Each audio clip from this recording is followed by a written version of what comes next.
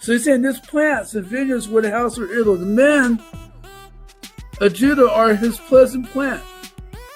He looked for justice, and behold, oppression, for righteousness, and behold, a cry for help. So basically, God provided Israel a vineyard to grow. Israel is God's flagship nation to show the world who he is and his love and goodness. But we know by reading the Bible that Israel turned away from God. They started worshiping idols, Baalism. They started being involved in Molech, sacrificing their children to pagan gods so that they might have prosperity and be fruitful. Does that sound like some things familiar today? Do I have to mention some of the stuff going on today and controversies? Sacrificing your children so that you might have a prosperous life, worshiping other gods than God. Doesn't that sound familiar today?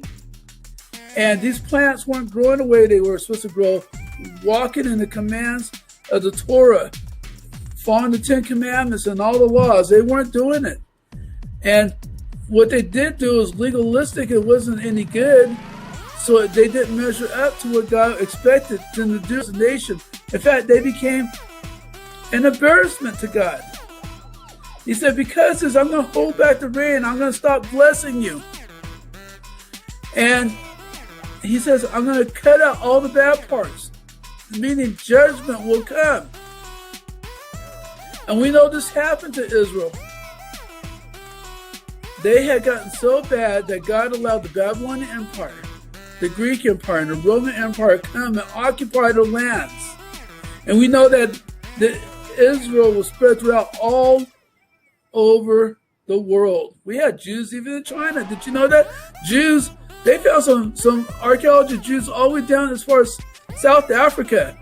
They believe that one of the tribes, some Jews that went down there, and they sort of changed religion, but a lot of religion that they were observing was basically Judaism. They had an episode on Nova or something like that about that. But they were spread all over, and only a few stayed in Israel. But they're recognized by the United Nations later. And that's a fulfillment of prophecy, of God's love for his people.